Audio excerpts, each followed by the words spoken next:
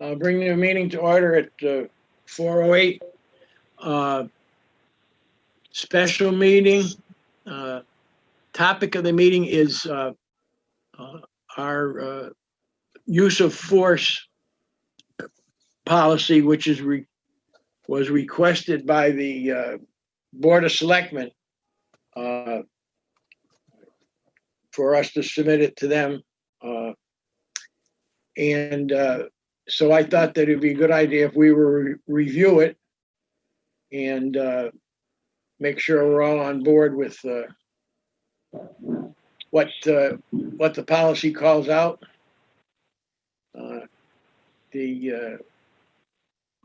I think that it says where we are now. Is that correct, Chief? Yes, it does. The analysis basically says where we are now and the recommendations of where we should go. Okay. And where we are now is pretty much where we have been for quite some time, right? There hasn't been a lot of additions.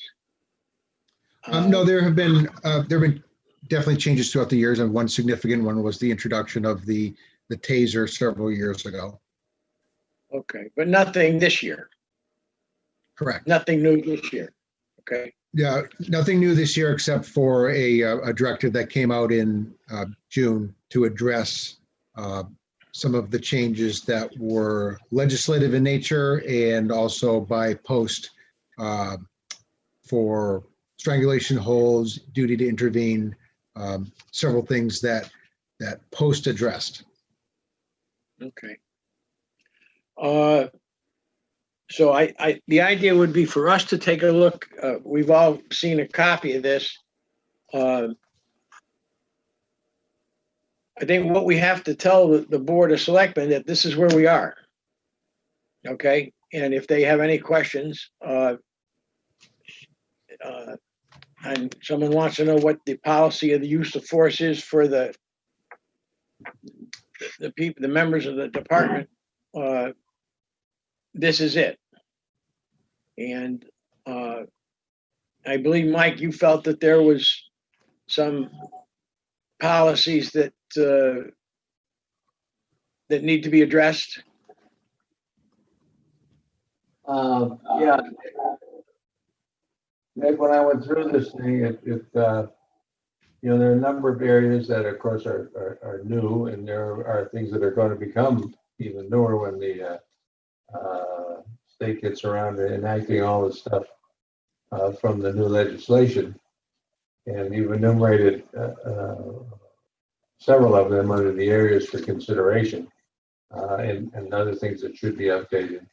And you've also noted in the areas where training might not be as complete as we would like it to be in terms of members of our force who are trained in certain things, either because training got postponed or shut down because of the pandemic or whatever have you.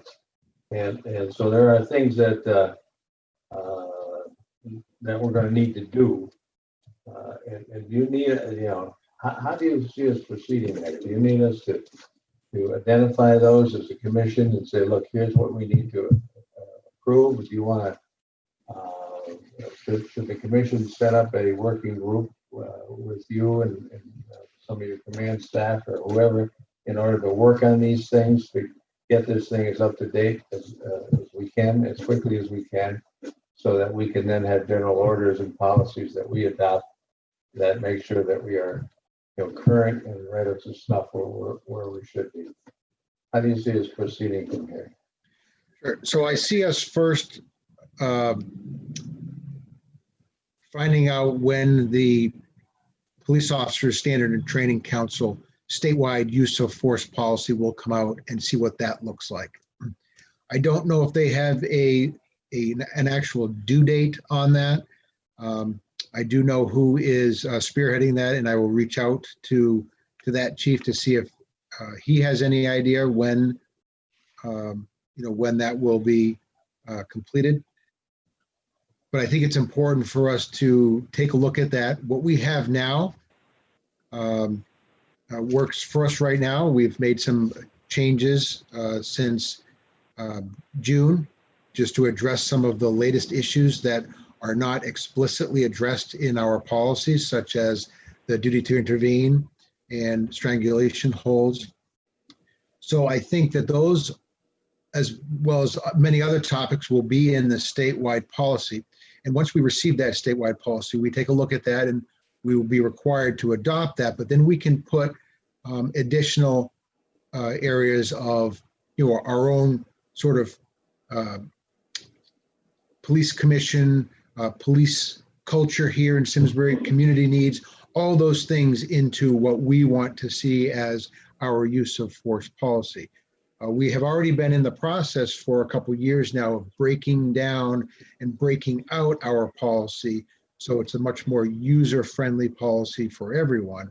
So that will be part of that. So I expect that the state will come out with one general use of force policy, and then we'll continue with what we're doing by breaking ours out based on use of force options. For instance, we have a taser, we have a firearm, we have a baton, we have OC spray. So things like that. So I foresee us presenting to the commission recommended changes once that use of force statewide policy comes out. And then we have a chance to look at what we're looking for to then get feedback from the commission.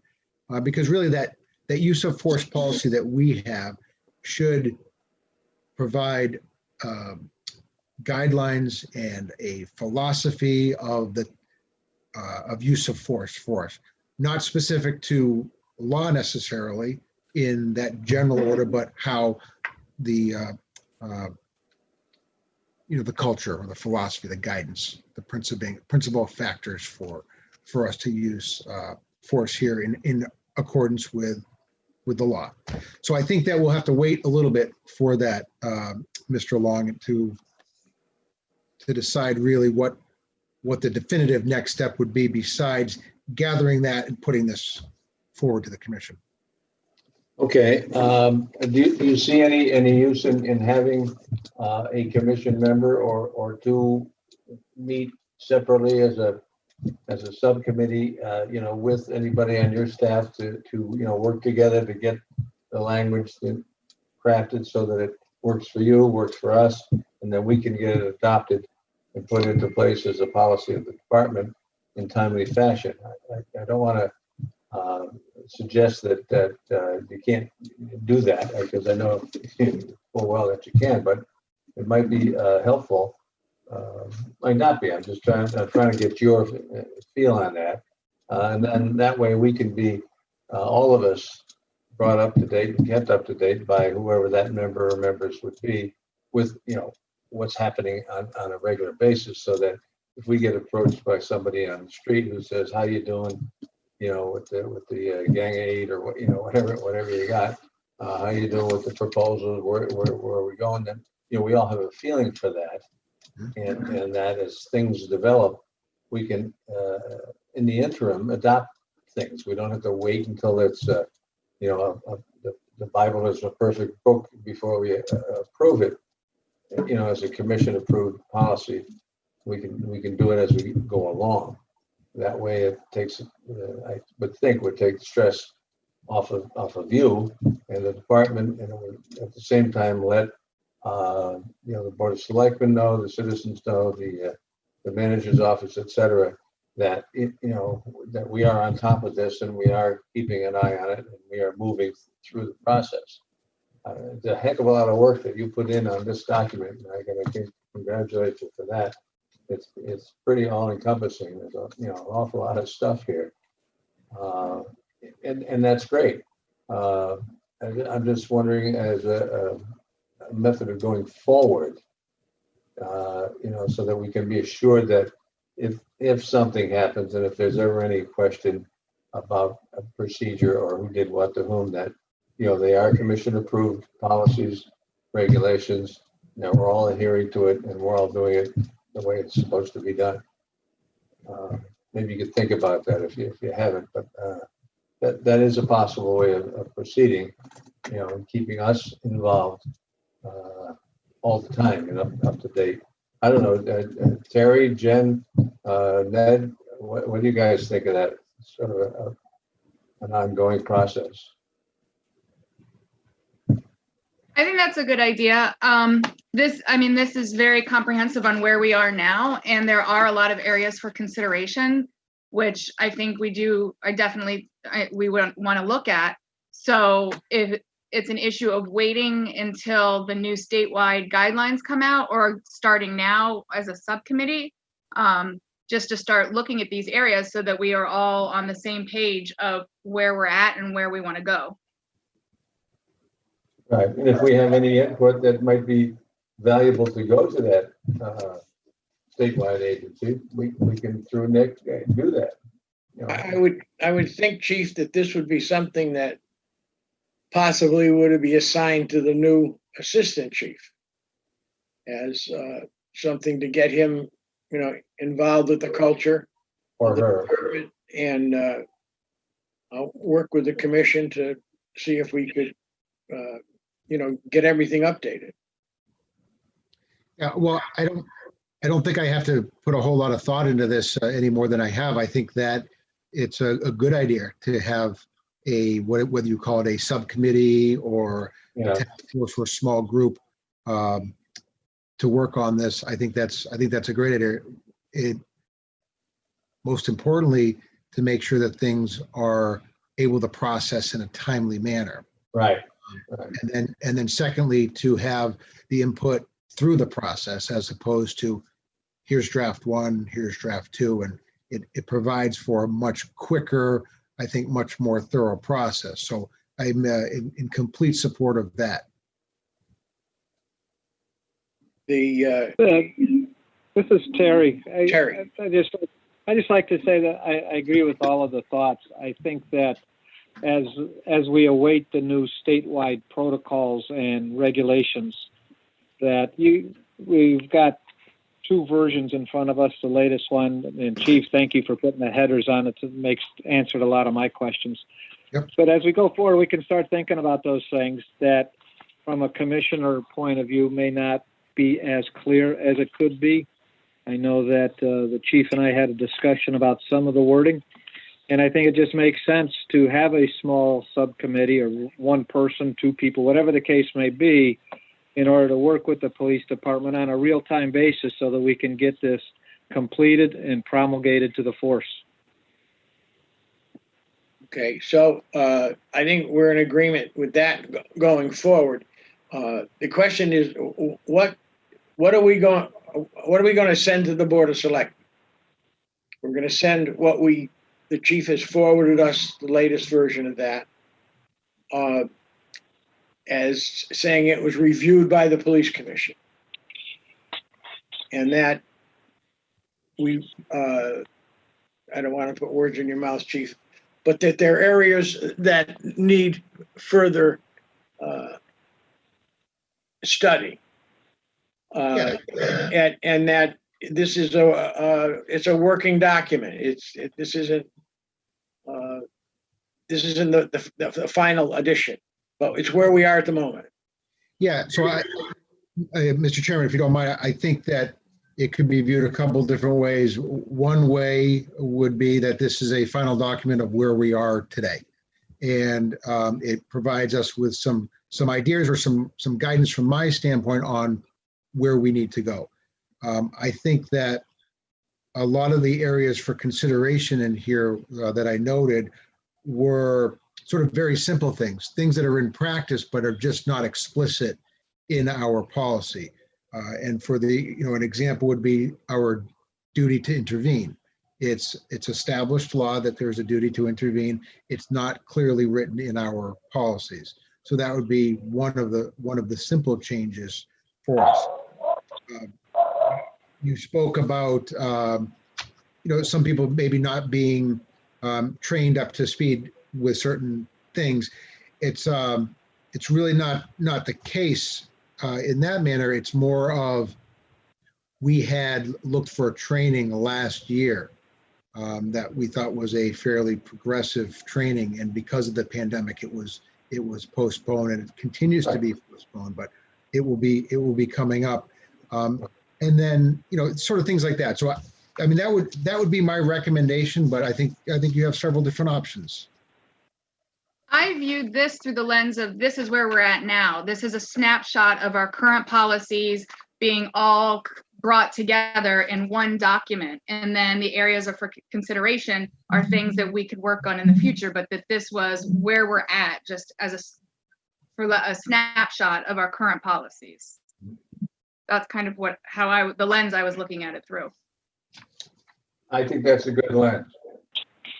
And especially because he put the header on all of the standards that says, you know, when the date issued, when it was amended, all those types of things, because that shows that all of his policies and procedures are living documents and are subject to amendment at basically any time. Yes, and if we do stay involved in some fashion, I think it also helps all of us, the town, the Board of Selectmen, the Board of Finance, the Commission, and the department, in seeing where needs are, and if funding is necessary, if you know that if roadblocks that come up that help prohibit, or I shouldn't say help, that hinder advancement and hinder the professionalism that we really like in our department and want to see continue, that we can be right up front with it and go and fight for what we need to get in order to do the things that we need to do. So I guess this is, we accept the report as submitted. I don't know what kind of a motion might be in order. Jenna, you may have some words that you might want to propose here, but I think, we appreciate, and as I said earlier, this was a tremendous amount of work here that went into this. And I think, Harry, you're right. It's now sectionalized perfectly well so that we can get to things and we know where they came from and we know why they're there, and we know where we got to go. So I think it's something we want to pass on and be proud of as a document, that this is the existing situation with the Simsbury Police Department in terms of our use of force policy and practices, and where we see a need that may be forthcoming because of the recent adoption of the statute and the work that may be done at the state level on uniform policies throughout the state. And we want to be ready to be part of that and to move forward in timely fashion. I think and it doesn't hurt to use the opportunity to ask for more money, so that when the budget comes up next year, they have some reasons as to why our budget went up. I'll bark for that.